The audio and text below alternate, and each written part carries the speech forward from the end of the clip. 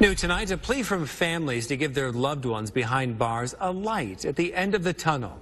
Those families are turning to a former prisoner for more than just moral support. TV5's Scott Walczak explains.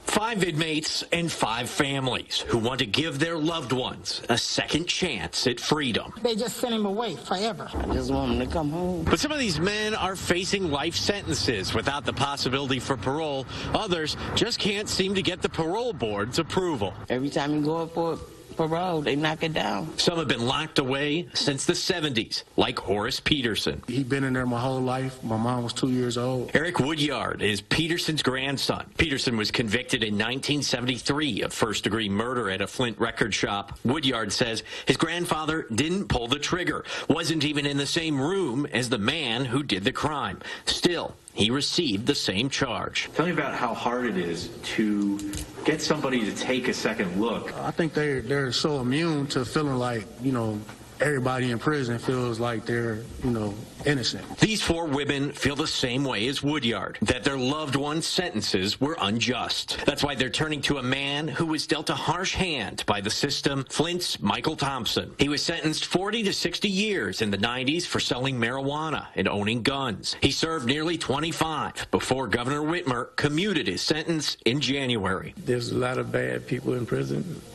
and need to be there. But there's a lot of good people that's in prison and don't need to be there. Thompson says 2 laws stand in the way of prison reform. One is the habitual offender law, which stacks extra time for those with previous convictions, like Thompson had. If we eradicate habitual offenders, that cuts the numbers down drastically, and it takes the handcuff off of the judges where they're able to sentence proportional to what the crime is. Thompson says the second law in the way is Michigan's Truth in Sentencing, a law that eliminates being released early on good behavior. It states prisoners must serve their minimum sentence before being offered parole. Give guys a good time. And Michigan Department of Corrections spokesman Chris Gouts says often Truth in Sentencing does keep MDOC's hands tied. We can't just release someone because, they're doing really well and we think that they'd be okay, if they were let out.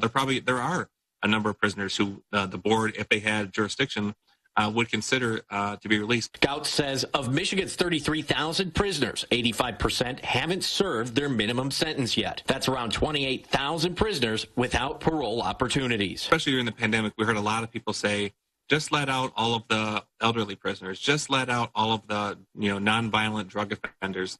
And the truth is, for the ones that are eligible, we've already done that. For those who will never be eligible, they have to try to appeal and petition for clemency. We just started a petition. We have over 50,000 signatures. We have an attorney. This is something that I'm fighting for. For many, it's a long shot and a long process. These families hope Thompson can bring true prison reform and bring their loved ones home. Scott Walczak, WNEM, TV5.